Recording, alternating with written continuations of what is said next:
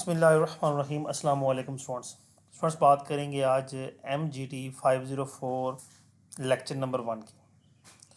Subject है जी हमारा organisation theory and design. इसके अंदर हम ऑर्गेनाइजेशन के इंटरनल स्ट्रक्चर, उसका डिज़ाइन, उसका वर्क एनवायरनमेंट, इन चीज़ों के हवाले से बात करेंगे, उसकी फ़िलासफ़ी। इन सबसे पहले हम बात करेंगे ऑर्गेनाइजेशन थ्योरी की, क्या होती है। Organisation theory just not facts, ये कुछ हम हक़ाइक़ पर मबनी कोई सेट नहीं है, कोई मजमूआ नहीं है हक़ाइक़ का, बल्कि ये वो सोच है, वो ऑर्गेनाइजेशन का एनालिसिस है जिसे बड़ा डीपली जज किया जाता है, देखा जाता है कि ऑर्गेनाइजेशन किस लिहाज से या किस सोच के तहत, किस वर्क एनवायरनमेंट के तहत काम कर रहे हैं।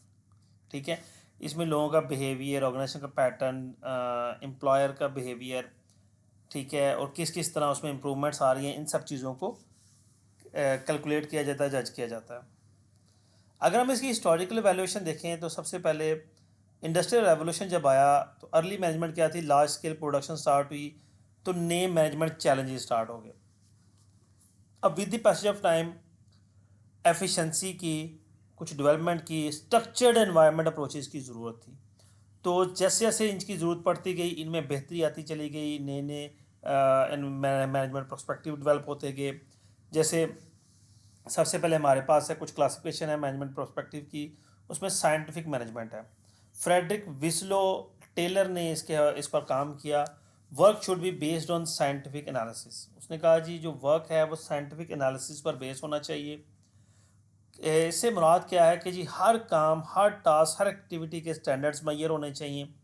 ठीक है, पता होना चाहिए कि इस काम में कितना वक्त लगता है, एम्प्लॉयज़ प्रॉपर उनकी सिलेक्शन हो, ट्रेनिंग हो, ट्रेन एम्प्लॉयज़ हों, ताकि हर चीज़ एक पैटर्न, एक सीक्वेंस, एक तरतीब से चले। Use of incentives to increase productivity, और प्रोडक्टिविटी को इंक्रीज़ करने के लिए इंसेंटिव्स जो हैं वो इस यूज़ किए जाएँ। दूसरी अप्रोच आई जी एडमिनिस्ट्रेटिव प्रिंसिपल्स, इसे हेनरी फ्यूल ने दिया। ये कहता है जी focus on overall organisation structure. हमें ऑर्गेनाइजेशन के ओवरऑल स्ट्रक्चर पे फोकस करना चाहिए, जस्ट हमें प्रोडक्शन सेक्टर पे काम नहीं करना, हमें पूरी ऑर्गेनाइजेशन पे काम करना है। इसके की प्रिंसिपल्स में दो चीज़ें बेसिक थी, एक chain of unity of command और unity of direction. Unity of command क्या है कि हर बंदे का सिर्फ एक बॉस हो, जिनकी प्रॉपर चेन ऑफ कमांड हो, हर बंदे को पता हो वो किसको जवाबदेह है। अब जब एक बंदा दो लोगों को जवाबदेह होगा तो वो सही से काम नहीं कर पाएगा। तो इसलिए यूनिटी ऑफ कमांड और यूनिटी ऑफ डायरेक्शन जो है वो बड़ी ज़रूरी है। अब उसमें अगर ग्रुप में टास्क दिए, यूनिटी ऑफ डायरेक्शन क्या है, ग्रुप में टास्क दी जाए तो ग्रुप को पता हो कि किस किस ने क्या काम करना है और उस ग्रुप ने मिल के वो काम करना है। नेक्स्ट हमारे पास आता है ब्यूरोक्रेटिक ऑर्गेनाइजेशन। इसी क्रेटिसी की बात करें, क्लियरिटी, अथॉरिटी एंड रिस्पॉन्सिबिलिटी। इसमें क्लियर अथॉरिटी होती है, रिस्पॉन्सिबिलिटी होती है। फॉर्मल रोल एंड प्रोसीजर्स, जो रोल और प्रोसीजर्स हैं वो फॉर्मल होते हैं, ठीक है, प्रॉपर। और impersonal relation, personal relation, impersonal relation, employees के साथ रिलेशन, ये सारी चीज़ें भी इसमें प्रॉपरली वर्क कर रही होती हैं। फिर हमारे पास अगला जो आ जाता है, ये हमारे पास आ गया human relationship, relations movement. Human relation movement क्या है, ये हॉथॉर्न स्टडीज़ हैं। अच्छा, ये जो नाम है ना, इसका अपने ख़ास क्या रखना है कि ये MCQs में लाजमी आते हैं, तो इनको बड़े ध्यान से आपने करना है। Sure that employee treatment affects productivity. Employee को आप किस तरह ट्रीट करते हैं वो अल्टीमेटली आपकी प्रोडक्टिविटी को अफेक्ट करता है। आप एम्प्लॉयज़ को बहुत रिजिड रखेंगे, बहुत टाइट रखेंगे, तो अल्टीमेटली बहुत ज़्यादा, यानी कि जिस तरह कहा जाता है कि excess of everything is bad, कि आप एम्प्लॉयज़ को बहुत पोलाइट कर दें तब भी वो ठीक नहीं है, बहुत ज़्यादा टाइट कर दें तब भी ठीक नहीं है। तो उनकी ट्रीटमेंट एक तरतीब से आपने रखनी है, उनको मोटिवेट भी करना है, प्रॉपर लीडिंग करनी है, उनको सेटिस्फाई भी करना है, लेकिन उनको थोड़ा सा स्टिक भी रखना है, लेकिन थोड़ा सा। शिफ्ट्स इन 1980s में मामला क्या थे जी। Problem with traditional structure, too many managers ज़्यादा होते थे, ठीक है, यूनिटी ऑफ कमांड नहीं थी। Global competition increase, with the passage of time global competition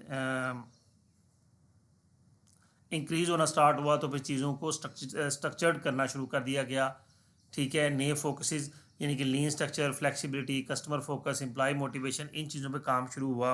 lean structure basically क्या होता है कि हम एक पूरा एक पैटर्न तैयार करते हैं कि हमें एक फ़्लो पूरा बनाते हैं। अगर हमारे मल्टीपल डिपार्टमेंट्स हैं तो किस डिपार्टमेंट में क्या काम होगा, वहाँ से किस डिपार्टमेंट में जाना है और उसके बाद किस डिपार्टमेंट में जाना है, किस डिपार्टमेंट में किस चीज़ में कितना काम लगता है तो उसे किस तरह से वर्किंग करनी है, किस डिपार्टमेंट में कितने एम्प्लॉयज़ की ज़रूरत है। दिस इज़ का लीन स्ट्रक्चर। फिर फ्लेक्सिबिलिटी है कि किसी डिपार्टमेंट में काम कम है तो वहाँ से एम्प्लॉयज़ किसी दूसरे डिपार्टमेंट में शिफ्ट किए जा सकते हैं। ठीक है, वर्क फ्लेक्सिबिलिटी होती है, टाइम फ्लेक्सिबिलिटी, इस तरह की चीज़ें। फिर customer focus and so on. Next हमारे पास एक थ्योरी आती है कंटीजेंसी थ्योरी। ये वो कोर आइडिया क्या है, it depends no single best way to manage. Contingency theory कहती है कोई एक सिंगल बेस्ट वे नहीं होता मैनेज करने का। हमें एम्प्लॉयज़ के लिहाज से, वर्क एनवायरनमेंट के लिहाज से, कस्टमर्स के लिहाज से, प्रोडक्ट के लिहाज से अपने स्ट्रक्चर को, अपनी एक्टिविटीज़ को चेंज करना पड़ता है। Organisation structure must fit environment, technology and goals. Organisation का स्ट्रक्चर है वो एनवायरनमेंट में भी फिट होना चाहिए, वो टेक्नोलॉजी के लिहाज से फिट होना चाहिए और उसके गोल्स भी एक्सप्लेन्ड और वेल डिफाइंड होने चाहिए। नेक्स्ट हमारे पास आता है करंट चैलेंजेस। ऑर्गेनाइजेशन में करंट चैलेंजेस में सबसे पहले हमारे पास आता है ग्लोबल कंपटीशन। जो ऑर्गेनाइजेशन को करंटली चैलेंजेस है उनमें सबसे पहली चीज़ ग्लोबल कंपटीशन है कि जो बिजनेसेस हैं वो वर्ल्ड वाइड ऑपरेट कर रहे हैं, तो ऑब्वियसली जो बेहतर काम करेगा वो रहेगा, जो बेहतर काम नहीं करेगा वो मार्केट से एलिमिनेट हो जाएगा।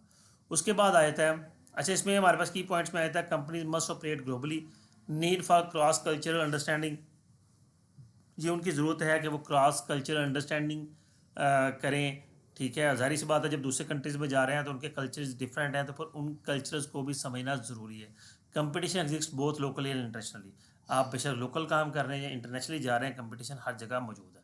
फिर आ जाता है नेक्स्ट हमारे पास ऑर्गेनाइजेशन टर्बुलेंस। ऑर्गेनाइजेशन टर्बुलेंस क्या है कि टर्बो से निकला है कि आपको तेज़ चलना है। चेंज है तो स्पीड से, टेक्नोलॉजी है तो रैपिडली चेंज हो रही है, तो आप जैसे जैसे चीज़ें चेंज हो रही हैं, जैसे जैसे चीज़ें कस्टमाइज, हर चीज़ को आपने उसी लिहाज से लेकर चलना है। स्लो मूविंग जो है वो आप विन नहीं कर सकते।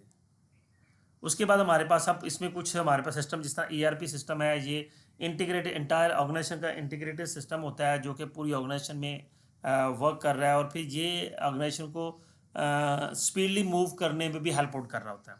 अब जैसे AI आ गया, ऑटोमेशन आ गई, इसने बहुत ज़्यादा चीज़ें चेंज कर दी। नेक्स्ट हमारे पास आ गया e-commerce, internet transfer business operations. ठीक है, ये जो बिजनेस ऑपरेशन है वो इंटरनेट पे ट्रांसफ़र हो गया, ऑनलाइन बाइंग सेलिंग शुरू हो गई, कस्टमर और सप्लायर का डायरेक्ट कनेक्शन शुरू हो गया, मिडलमैन जो है बीच में से रिमूव हो गए, तो इसने काफ़ी चीज़ें बदल दी। डिस इंटरमीडिएशन, इंटरमीडिएट मैंने कहा रिमूव हो गए। उसके बाद नेक्स्ट हमारे पास है managing knowledge and information. Knowledge is the key organisation asset. जो नॉलेज है वो ऑर्गेनाइजेशन का एक की एसेट है।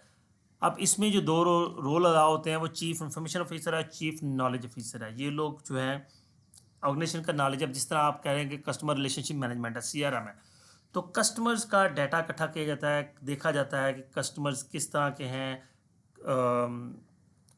अब ये प्रॉपर ग्लोबली सॉफ्टवेयर मौजूद हैं जो कि आपके साथ, कस्टमर्स के साथ आपका इंटरेक्ट करते हैं, आपको हर लिहाज से वहाँ पे कस्टमर को फैसिलिटेट करना, कस्टमर के साथ इंटरेक्ट करना, इन सब चीज़ों में हेल्प आउट करते हैं।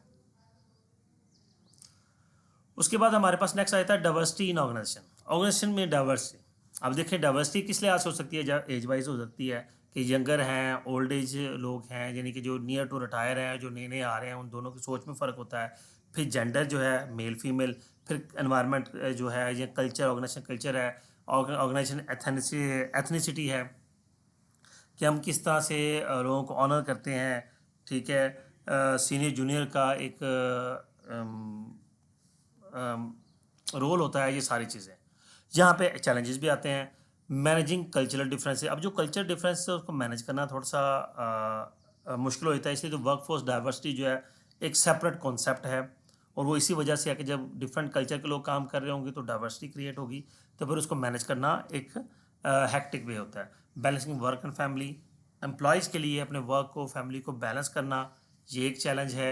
मेंटेनिंग यूनिटी को मेंटेन करना एक बहुत बड़ा चैलेंज होता है। इसी से एक अपॉर्चुनिटी भी जनरेट होती है, diverse perspective, improve decision making and innovation. आपकी जो डाइवर्स पर्सपेक्टिव है, डाइवर्सिटी है, इस तरह की चीज़ें हैं, ये आपके डिसीजन मेकिंग और इनोवेशन को इम्प्रूव भी करते हैं।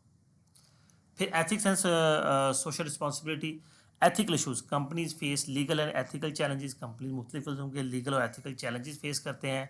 Misconduct leads to heavy penalties and reputation damage, कोई भी मिसकंडक्ट हो तो वो ऑब्वियसली हैवी फिर पेनल्टीज चार्ज होती हैं, रिप्यूट डैमेज होने का खतरा होता है। सोशल रिस्पॉन्सिबिलिटी में organisation are expected to contribute to society, organisation किस हद तक अपनी सोसाइटी में कंट्रीब्यूट करते हैं। ठीक है, जिस तरह एग्जांपल में ट्रेनिंग प्रोग्राम्स लॉन्च किए जाते हैं, hiring high risk individuals, community service initiatives, मुख्तलिफ किस्म की सोशल एक्टिविटीज़ कंपनीज करती हैं, जिस तरह वो ये NGOs वगैरह जो हैं ये सोशल रिस्पॉन्सिबिलिटी के तौर पर काम कर रहे होते हैं। तो ये जी हमारा इंट्रोडक्शन था ऑर्गेनाइजेशन थियरी एंड डिज़ाइन का। लेक्चर नंबर 2 इंशाल्लाह नेक्स्ट क्लास में डिस्कस करेंगे, ऑर्गेनाइजेशन के हवाले से है, बट ऑर्गेनाइजेशन होती क्या है, इसको इंशाल्लाह नेक्स्ट क्लास में डिस्कस करेंगे। स्टूडेंट्स, उम्मीद करता हूँ ये लेक्चर आपके लिए अंडरस्टैंडिंग होगा। वीडियो को लाइक कीजिएगा, कमेंट कीजिएगा, अपना ख्याल रखिएगा। अल्लाह हाफिज़।